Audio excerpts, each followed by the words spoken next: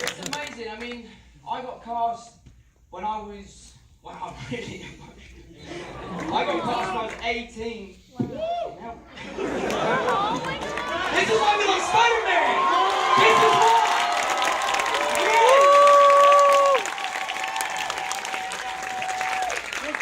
I got cast when I was 18. I remember I was in my garden and I got a call from Kevin Feige. And it changed my life forever. Go! Good go! Good go! Yeah. And to be here today, showing you the trailer, this movie exceeds expectation in every way possible. This is the most cinematic and theatrical superhero movie that has ever been made. And I'm proud to say that Sony and Marvel have pulled off the impossible. It has been a roller coaster. It was tough. It was brutal. I hurt myself, and it was not on purpose. I was fighting people. The Goblin. It's just been incredible, and to see your enthusiasm, it means the world to me. And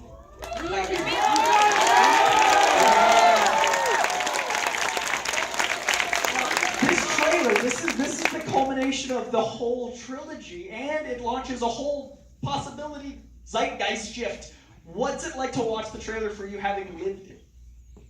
it's really overwhelming. It's really overwhelming. I mean, you make these films and you're so attached to it, and you give your heart and soul, and you dedicate your life to this character, and to see it play out on the big screen is so rewarding. And to see your reaction means that we're doing something right. And trust me when I say that that is the tip of the iceberg. There is so much more in this movie. You will be on your feet, you'll be screaming, and it's I honestly, I want to tell you everything, but I can't. Someone over there will kill me. Now, we've got a full concert vibe here, which I love. Seeing this with this was everything. We do have Mexico City. I know it's a concert over there too. I want to experience how they're doing. Do we got picture and sound? Oh, they're alright. Hey! Back again. We got Hector audio? Hello? Hey guys, I gotta say it's a silent film. We're really adjusting. That's the big trick. Oh, we can hear someone now. Yes, I like it. Oh, there we go. Oh, this is great. Okay, let's make up for sound here.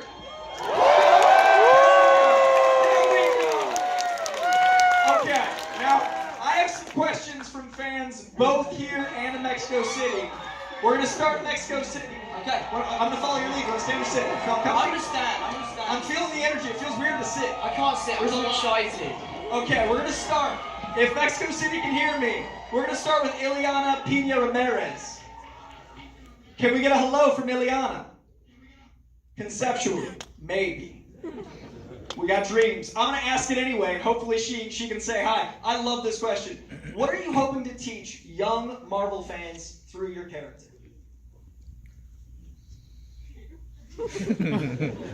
Wow, that's a big question. I'm sorry. I want James Lipton on Huge you. question. Wow. What am I hoping to teach people with Spider-Man? Or my 3 movies? Responsibility. That with great power comes great responsibility.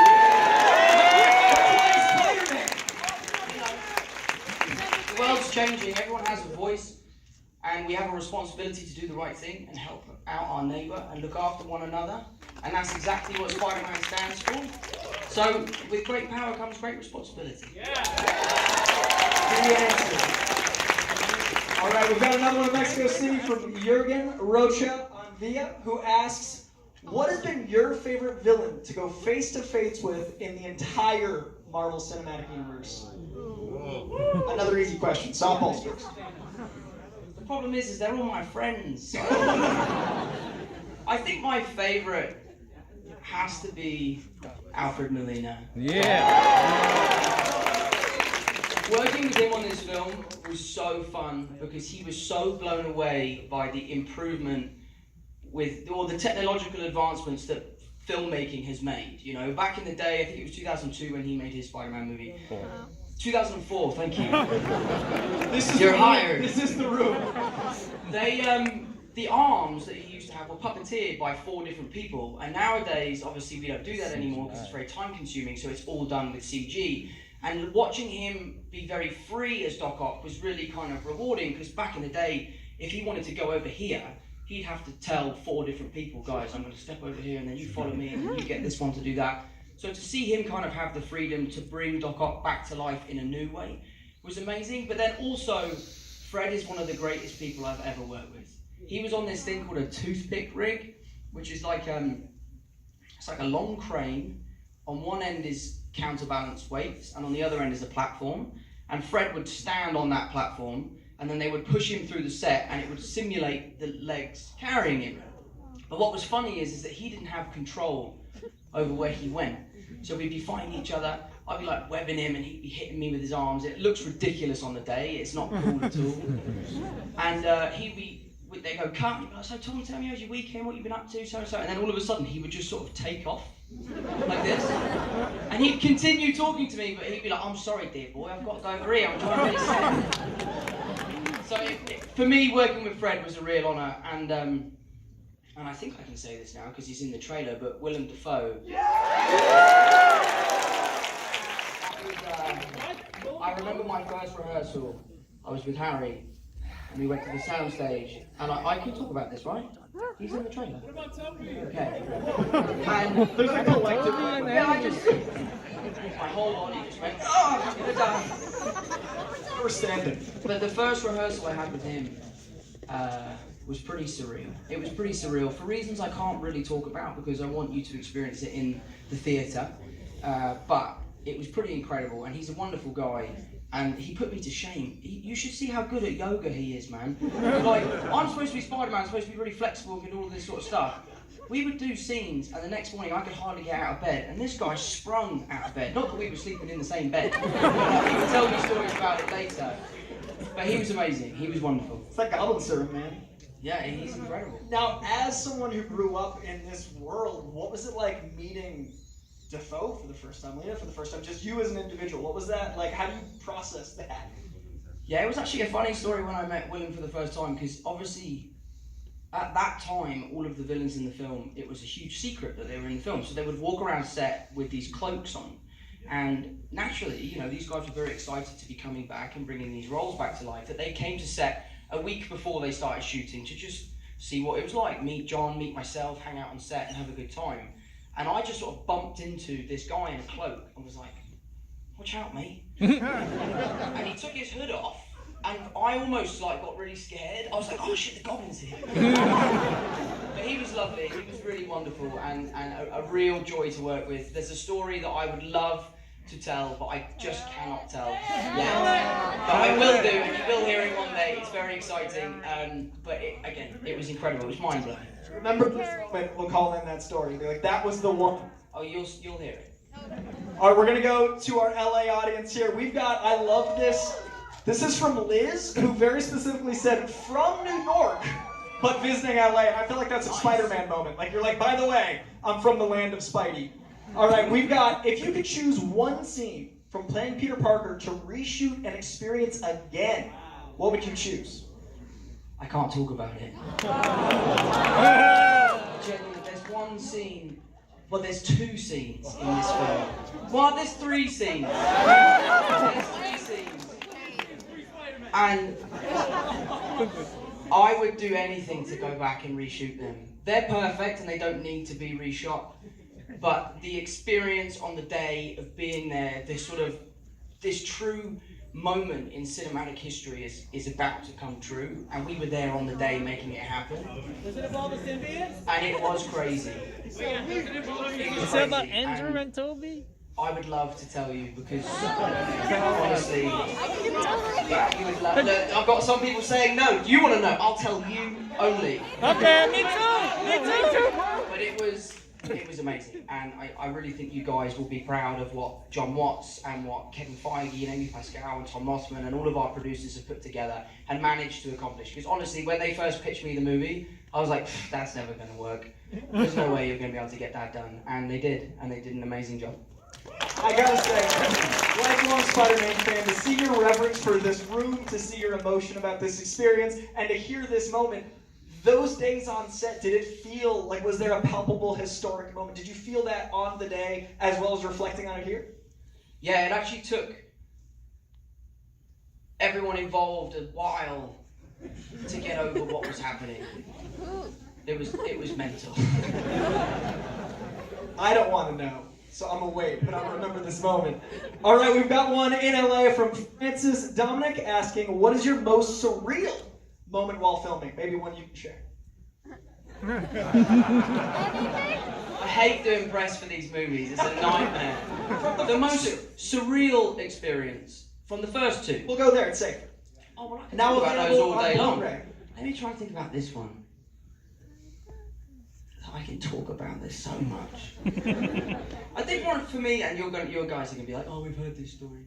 But when I first met Jake on set, and he came to set for Spider-Man 2, and he had like, not a meltdown, but he was a little bit nervous at the way Marvel make movies, and it's very different to anything anyone has ever experienced outside of that world.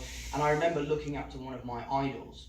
You know, he's one of my favorite actors, and being like, it's okay, man. Like, we can figure this out together, and you can fly. Yeah, you can fly. You're Mysterio. You're not Mysterio. So yeah, so that was pretty surreal. Again, guys, listen, I'd love to tell you everything. You know I would. Actually, you know, on that moment, there's this amazing clip of you like soothsaying. There's a moment where you're talking about like Jake's your favorite actor, and you want to do this, and you have this thing where you're like, I'm a manifest. When you first had a conversation with Jake, was there a part of you that was like, how did I do this? Because it keeps happening. Yeah, because how did he work with Jake? We were like, I remember saying to this, they asked me, who would you want to work with? And I said, Jake Gyllenhaal. And then 2 days later, Zendaya and I went to Crossroads, and Jake walked in and joined us. I was like, this is weird. And then the following day, he went to have lunch with John Watts at Crossroads, and while he was pitching the movie, all the lights cut out. Like, how Mysterio is that? But yeah, I mean, I manifested being in Spider-Man. Like when I was, I don't know, 13 years old, I was on a red carpet and they asked me, who would you play? And I said, I'd love to be Spider-Man. And now I'm about to release the third one. It's been crazy. The moment I saw you carrying a DVD player, I knew you were Spider-Man. Took no time. Right. That moment, I was like, man, they did it. Nice. It's beautiful to see. We're going to go back to Mexico City with Ramon Ramirez Malvarez, who asks, now knowing, oh, I love this one. Now knowing what you know, how important is it to never reveal the identity of a superhero? These questions, man. Now knowing what I know. I mean, it's interesting. I always feel like Peter Parker has kind of had some sort of parallel with my life and what's going on. And it's no secret that when this happens to you, your life changes, and there are certain things that you can't do anymore. And this film kind of explores the adverse effects of fame and what happens to someone, especially at a young age, how it can affect your life for better or for worse. And you know, I've had a wonderful experience because you guys have been so gracious and wonderful and looked after me as fans. But there are people out there who haven't had the same experience, and Peter Parker, unfortunately, is going through that. And I forgot. What would you do knowing now what it's like to have an identity revealed? Like, what's the cautionary feel? I always think that if you want to tell someone something, you should tell them yourself. I think when the power is taken away from you, you know, whether it's a secret you want to tell someone, if they find out on their own, it's always so much worse. You need to just be honest and let people know. So I think if Peter Parker had made an announcement, like an I am Iron Man sort of moment, it would have been a little bit easier for him. We've got one more Mexico City. I'm hoping we have a connection there. This is Maria Jose Carranza Soto. If we do, can we get a hello? Maybe. Not gonna. Oh. It's such an interesting sound when it's like pieces of sound. I hear the Z. Yes! Wait for us. It worked. Victory! Mm-hmm. All right. A fantastic question of, over the years, a lot of people have played Peter Parker. What do you think you've imprinted on the role and character? This is really tough. I think for me, my biggest thing when coming into this world was to really, really hone in on the sort of youthfulness of what it means to be a teenager. You know, I really wanted to lean into the idea that this is a 15-year-old superhero. That meaning there are lots of stuff that you'll see throughout the films where Peter Parker does everyday things, but in a way that Spider-Man would do them. And I think that's really interesting, because you all know, if we were Spider-Man and you were sitting on the TV and the remote was too far away, you'd web the remote and fling it back. So for me, making Peter Parker really youthful and authentic and a real teenager, a real high schooler, was really important, and I think John Watts did a great job of bringing that to life. So for me, I think the one thing that I was able to bring, and albeit I was a teenager at the time, was making him very youthful. I love that, man. These are great questions. Mexico City. Thank proud. you. We've got another one from LA. We've got Luke. And Luke, where we got Luke in here? Woo! Luke, stand up for us. There's What Luke. up, Luke? Great shirt, man. Luke asks, what was the hardest day of filming and why? All of these are things I feel like he can't tell. What was the hardest day of filming? There's one fight scene in this film. You're going to see a style of fighting in this film that you've never seen in a Spider-Man movie before. Woo! And, you know, that was down to our stunt coordinator, George Cottle, and Jackson. They designed these fights to shock you guys, to really put you on your back foot. And when we were shooting this one scene in particular, it's like a sort of, I reckon it's a 35-beat fight scene between myself and one of the villains. And we shot it over and over and over again, over 3 or 4 days. And I remember my knuckles were all bloody and I was knackered, and we were fighting and fighting. And in all fairness, it was awful. It was such a difficult time, but in the film, it's so spectacular. And it is so overwhelming, and you've never seen Peter Parker quite like it, and I'm really excited to see what you guys think. We got our final 2 questions.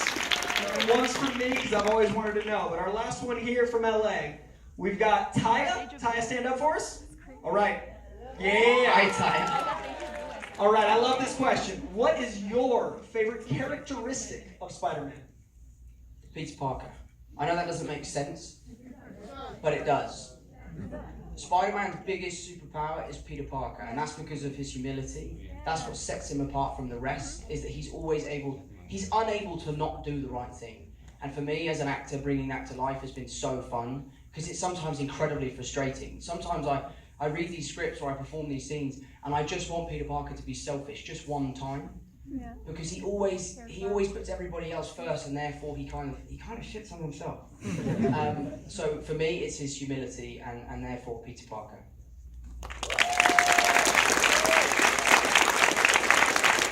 All right, our final question, because I've wondered for so long. My 2 favorite characters are Spider-Man and Deadpool. They're the guys. You're very well known for this iconic dance. The umbrella experience is something we've experienced many times on the internet. Let's give it up for umbrella. So my question is, in a step-up universe, if you were to have a dance battle opposite Deadpool, first song you pick, dance battle Deadpool.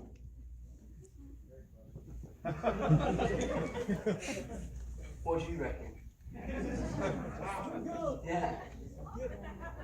Dance battle, Spider-Man, Deadpool. Okay, dance battle against Deadpool. Can he dance? Yeah. Listen. Replay, yes. Perfect. Replay? Yes. Replay. Okay, it's happening. Now we have a headcanon. All right, so you wanted to do something before, and there's so much security around it, it wasn't an option. But now I feel like, Did we figure it out? Can we do it? Can we play it again? You want to watch it again? Yeah. Okay, I promise I won't cry this time. All right, let's do it. But we've got to do something first with everyone, including we need Mexico City. Let's get a selfie. Want to do a selfie? Yeah, let's do it. Let's get everyone here. I'll keep it. We're gonna get the screen. Mexico City here. Yeah, there we go. There's everybody.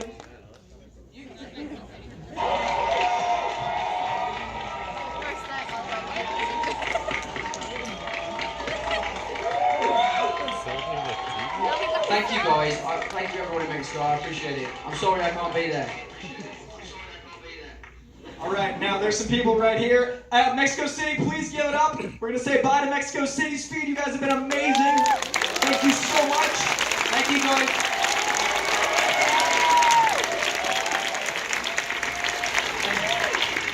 Back here in the room, LA. Let's hear it You guys want a selfie? Are we getting after it?